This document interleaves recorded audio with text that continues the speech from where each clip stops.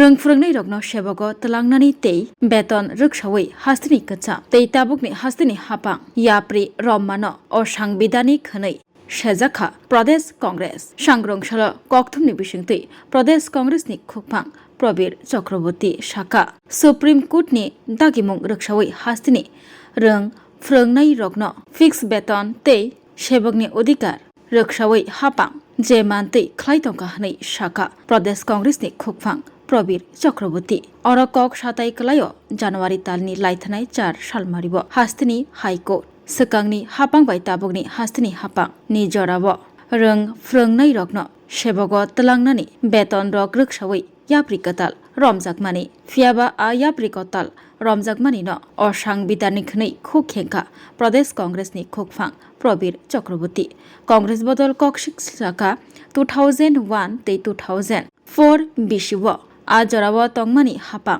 बिसिकबानि बागै फिक्स बेतन ख्लाइरिमानि आबो असंबिधानिक खुफां बतै बसाका जे रों फोरोंनाय रग कदगमा साल रमै फिक्स बेतन सेबक ख्लाइ फाइका बरकनो रेगुलार स्केल पे रनानि डीए बां रनानि तै बेबाक सेबसा रगनि सेप्लेजागै तंगमानि सुप्रीम कोर्टनि दागिमुं रक्षावै रों फोरोंनाय सेप्लेजागनाय रगनो बरकनि मानथाय सकथाय रनानि बागै हापांनि बारजा तंगौ प्रदेश कांग्रेस रग तैबो ककशिल जाखा गोबांमा बुकजा आचुक थाय तंगैबो आ बुकजा आचुक थाय रगनो सुफुंजाग्या सेबक ख्लाइनाय रगनि डीए बांग्रिबै रों फोरोंनाय रगनि बियालनो यागाग्रिवै रों फोरोंनाय रगनो सेबगो तलांनानि तै सुप्रीम कोर्टनि फाइसिंतै साख्लाइजाक दागिमुंनो बरमरिवै दाति सामुगो फोनांनानि शाखा प्रदेश कांग्रेस फाइनाय साल रगो हासिनि हापां मानिया हिंगे कदरके खरांति सिनानि ककबो शाखा प्रदेश कांग्रेस রাজ্যবাসীকেও আমাদের আন্তরিক শুভেচ্ছা ও অভিনন্দন জানাচ্ছি আমাদের এই সংবাদ সম্মেলনে আজকে উপস্থিত আছেন আমাদের মধ্যে আমাদের প্রদেশের অন্যতম সহসভাপতি শান্তিরঞ্জন দেবনাথ আমাদের অন্যতম সভানেত্রী পৃথা দে মহিলা কংগ্রেসের সভানেত্রী সর্বাণী ঘোষ চক্রবর্তী আমরা যে বিষয়টা আপনাদের মাধ্যমে রাজ্যবাসী এবং রাজ্য সরকারের দৃষ্টি আকর্ষণ করতে চাই সেটা হচ্ছে ইতিমধ্যে আপনারা অবগত হয়ে গেছেন যে আমাদের রাজ্যের উচ্চ আদালত গত 8ই জানুয়ারি এই রাজ্যে শিক্ষক কর্মচারীদের সম্পর্কিত বিষয়ে এবং ভবিষ্যৎ কর্মপ্রার্থীদের ও স্বার্থ সংশ্লিষ্ট বিষয়ে একটি যুগান্তকারী রায় যা অনেকের স্বরূপ যেমন খুলে দিয়েছে মুখোশ খুলে দিয়েছে তার পাশাপাশি সকলকে এটা বিবেচনা করে দেখা একটা সুযোগ তৈরি করে দিয়েছে আমি খুব বিস্তারিত দীর্ঘ আলোচনায় যেতে চাই না রায় ইতিমধ্যে আপনারা জেনে গেছে যেটা যে 2.5 দশক যাবৎ 2001 এবং 2007 পূর্বতন সরকার শিক্ষক কর্মচারীদের নিয়োগের ক্ষেত্রে যে পদ্ধতি অনুসরণ করে আসছিল যা নিয়ে সুপ্রিম কোর্ট এটাকে অবৈধ অসাংবিধানিক বলেছে সেটা কি ছিল এই যে 5 বছর একজন শিক্ষক কর্মচারীকে স্থির বেতনে চাকরি করতে হবে। এটার জন্য চাকরি প্রাপকদের কাছ থেকে একটা মূল্যটা আদায় করে নেওয়া হতো। এই প্রথাটা এখনো চলছে। তো সেই জায়গায় এটাকে তো আগেই বলেছি যেটা অসাংবিধানিক এবং একেবারে অন্যায়। এটা আমাদের যে অধিকার, চাকরি প্রাপকদের যে অধিকার, সেই অধিকারকে সমস্ত দিক থেকে খর্ব করে দিয়েছে। রায়টা পরিষ্কার জেনে গেছেন সবাই। যেদিন থেকে এই পদ্ধতি চালু হয়েছিল সেদিন থেকে যারা চাকরি পেয়েছিল তাদের সমস্ত যে বকেয়া টাকা নমুনালি ফিক্সেশন করে নিয়মিত বেতন ও তার সাথে 9% সুদ যুক্ত করে 2 মাসের মধ্যে মিটিয়ে দেওয়া এবং পেনশনে যারা অবসরে চলে গেছেন তাদেরকেও সেই হিসাব মোতাবেক পেনশন পুনর্নির্ধারিত করা রায় হাইকোর্ট দিয়েছে। শুধু দুটি কথা যেটা ব্যক্ত করতে চাই, পূর্বতন সরকার এটা প্রয়োগের পেছনে রহস্যটা কি ছিল? রহস্যটা ছিল যেটা উদ্ধার করতে পেরেছি সেটা হচ্ছে এই যে আপনারা সকলেই জানেন যে আমাদের রাজ্য সহ দেশের আরো কয়েকটি যারা অর্থনৈতিক দিক থেকে দুর্বল, যাদের আয়ের সাথে ব্যয়ের সঙ্গতি একটা বিরাট পাড়া, এইগুলি কেন্দ্রীয় সরকারের যে রাজ্যগুলি কেন্দ্রীয় সরকারের গ্যাপ গ্রান্টের আওতায় আছে। সেই গ্যাপ গ্রান্টের টাকা সেটা কেন্দ্রীয় সরকার বহন করে আসছে। স্বভাবতই এই রাজ্যে কমিটেড এক্সপেন্ডিচারের ক্ষেত্রে অধিকাংশ টাকাই কেন্দ্রীয় সরকার বরাদ্দ করে আসছে। তো সেই জায়গাতে এখানে চাকরি, পদ, বেতন এগুলি ঠিক করতে গেলে পরে, নতুন করে কিছু করতে গেলে পরে কেন্দ্রীয় সরকারের অনুমোদন দিতে হয়। বিশেষত চতুর্থ বামফ্রন্ট সরকারের সময়কালে অতি জটিল, অতি চালাকি করতে গিয়ে সস্তা জনপ্রিয়তা অর্জনের লক্ষ্যে সেখানে এই নিয়মটা লাগু করে। কি কেন্দ্রীয় সরকার থেকে এককালে এত পদ আমি চাইলে তো পাবো না, তো যতটা পদ পাওয়া গিয়েছে সেই পদ অনুযায়ী বেতন দিয়ে সে অনুযায়ী মঞ্জুর করে, অর্থ মঞ্জুর করেছে।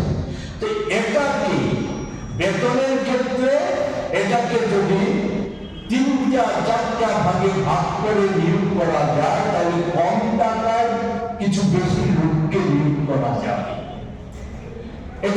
এটা করেছে এবং বিয়ের ক্ষেত্রে একই জিনিস করে গেছে।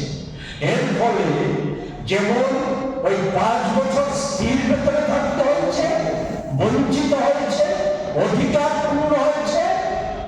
আর যে সমতার কথা বলে ওনারা পূর্বতন সরকারের যারা ভারত বাহক, যারা সমতার কথা বলে এটা তাদের নাকি নৈতিকতা, সেই সমতাকে অস্বীকার করে গেছে, সমতার বিপরীত ধর্মী কাজ করে গেছে, নীতি বহির্ভূত কাজ করে গেছে।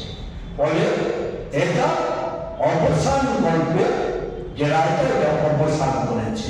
আমি এই ক্ষেত্রে যেটা না বললেই নয়, এতটুকু সময় দেবেন। এক হচ্ছে এই সমস্ত অব্যবস্থা, শিক্ষক, কর্মচারী শুরুরা নানা মানুষের জনবিরোধী কার্যকলাপের ফলেই তো মানুষ বিতৃষ্ণ হয়ে বর্তমান সরকারটাকে সমর্থন করেছিল আগামী নির্বাচনে। আর এই সরকারের প্রধানমন্ত্রী থেকে শুরু করে কেন্দ্রীয় অর্থমন্ত্রী সকলে যে অন্য সব বলতে চাই না, ভীষণ ডকুমেন্টের 299টা প্রতিশ্রুতির কথা বলতে চাই না, শুধু এই ক্ষেত্রেই বলতে চাই কি বলেছিল, স্থির বেতনের ব্যবস্থা উঠিয়ে দেওয়া হবে, সব নিয়মিত নিয়োগ করা হবে, বছরে 50,000 ন্যূনতম নিয়োগ করা হবে, অনিয়মিত শব্দটাই তুলে দেওয়া হবে, অনিয়মিত কর্মচারী রাখা আর হবে না, আর সপ্তম পে কমিশন চালু করা হবে, মোতাবেক শিক্ষক কর্মচারীরা সে অর্থ পাবে। তো সরকারের বসেই আমাদের বেরাসতে আহ্বান করে আসা পূর্বতন মুখ্যমন্ত্রী উনি ওনার প্রথম ক্যাবিনেট মিটিং এ একটা সিদ্ধান্ত নিলেন, এটা কি অনিয়মিত কর্মীদের 10 বছর পর যে নিয়মিত করার প্রথা চালু ছিল এটা উনি তুলে দিলেন। আর বামপন্থী ঘর সরকারের যে ওই 5 বছর মেয়াদি স্থির বেতনে এগুলিতে সিল মোহর শুধু দেননি, উনি চালু করে দিলেন, এগুলিতে থাকবে, বলবৎ থাকবে, এর সাথে চালু করে দিলেন আউটসোর্সিং, যে আউটসোর্সিং কে সুপ্রিম কোর্ট অবৈধ ঘোষণা করে দিয়েছে, সেটা এই রাজ্যে চালু করে দিয়েছিলেন। আর পে কমিশনের নামে এগুলি বহু আলোচিত, শান্তিটা আছে, প্রয়োজনীয় উনি এটা ব্যাখ্যা দেবেন, সংযোজন করবেন। পে কমিশনের নামে প্রতারণা করল, পে ফিক্সেশনই করেছে। আমি সেই জায়গায় দাঁড়িয়ে যেটা বলতে চাই যে গতকালকে আমাদের রাজ্যের মাননীয় মুখ্যমন্ত্রী অধ্যাপক ডাক্তার মুখ্যমন্ত্রী আপনাদের মাধ্যমে সংবাদ মাধ্যমে এই আমরা জানতে পেরেছি, উনি বলেছেন যে হাইকোর্টের রায় নিয়ে এটা বিবেচনায় আছে।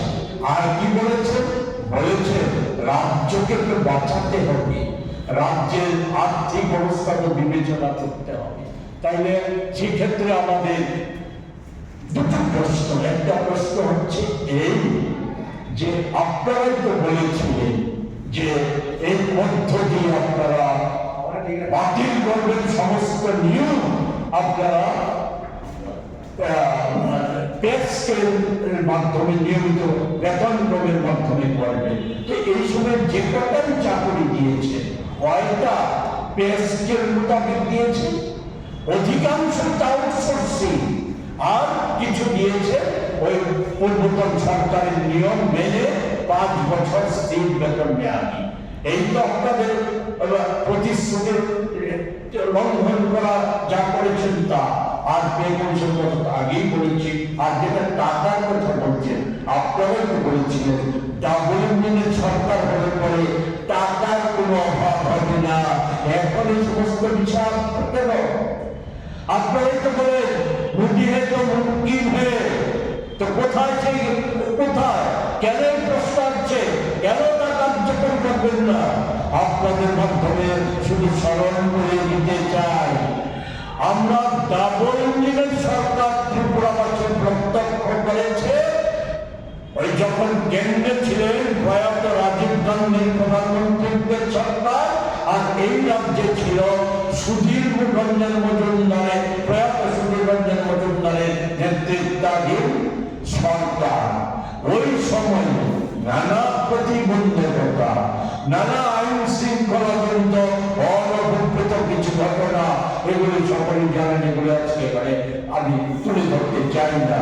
সত্ত্বেও সুধীর মজুমদার মহাশয় অবিস্মরণীয় হয়ে আছেন এই রাজ্যের মানুষের কাছে, যে একটা যুগান্তকারী সিদ্ধান্ত নিয়েছিলেন, যেটা নৃপেন চক্রবর্তীর মতো মুখ্যমন্ত্রী নির্দেশ আবেশ করেননি বা করে উঠতে পারেননি। তাদের যে পারিষদ বর্গ তারা অতি বুদ্ধিমান বলে যেটা করে উঠতে পারেননি সুধীর রঞ্জন মজুমদার, সেটা করে দেখিয়েছিলেন কি পে কমিশন। পে কমিশন চালু করে দিয়েছিলেন কিসের নিরিখে? গ্যাপ গ্রান্টের যে অর্থ, সেই গ্যাপ গ্রান্টের অর্থের নিরিখে পে কমিশন এখানে লাগু করে দিয়েছিলেন। এবং সেই ক্ষেত্রে গ্যাপ গ্রান্টের অর্থে যেটা ওলার ছিল না সেটাও কেন্দ্রীয় সরকার অর্থাৎ রাজীব গান্ধীর কাছ থেকে আদায় করে এলে এটা শুধু শিক্ষক কর্মচারীদের তৎসমকালের শিক্ষক কর্মচারীদের জীবন ধারণের উপযোগী করে তুলে দিলে আমাদের রাজ্যের আর্থ সামাজিক ব্যবস্থার উন্নয়ন সাধিত করেছিল এবং আজও যারা শিক্ষক কর্মচারীরা অবসরপ্রাপ্তরা যতটুকু সম্মানজনক আয় করতে পারছে এর পেছনে আছে ওই সুধীর রঞ্জন মজুমদারের সেই ঐতিহাসিক সিদ্ধান্ত। ফলে এই জায়গায় দাঁড়িয়ে আমি আমার কথা বলা এখানে অবিলম্বে কোন রকম বাহানা কোন রকম যুক্তি তর্কের অবতারণা না করে জনস্বার্থে হাইকোর্টের যে রায় সেই রায় ত্রিপুরার স্বার্থে শিক্ষক কর্মচারী ভবিষ্যৎ কর্মপ্রার্থী বর্তমান কর্মপ্রার্থীদের স্বার্থে সেই রায় অবিলম্বে সরকারকে কার্যকরী করতে হবে, এর অন্যথা করা যাবে না। আমরা এর সাথে সাথে আমরা আবেদন করব আজকে বিবেচনা করে দেখার, যেটা বলেছিলাম হাইকোর্ট অনেক কিছু ভুলে গিয়েছি রায়ের মধ্য দিয়ে সকলকে আজকে রাজ্যের সকল নূতন তরুণ যুব সম্প্রদায় সহ শিক্ষক কর্মচারী অবসরপ্রাপ্ত সকলকে আজকে বিবেচনা করতে হবে। এই অংশের যে মানুষ এছাড়া দেশের শ্রমজীবী কৃষিজীবী মানুষের স্বার্থে মঙ্গলার্থে প্রকৃতপক্ষে তারা বন্ধু আর যারা ছদ্মবেশী শত্রুর ভূমিকা প্রতিপালন করে আসছে এটা আজকে নির্ণয় করে আমাদের ঐক্যবদ্ধ এই যে জনবিরোধী সরকার এই সরকারের বিরুদ্ধে ঐক্যবদ্ধ প্রতিরোধ আন্দোলন করে তুলতে হবে। এই কথাটি বলে আমরা আমাদের একটা প্রেস নোট আছে, এটা যদি আপনারা ছবি তুলে নিয়ে যান সেটা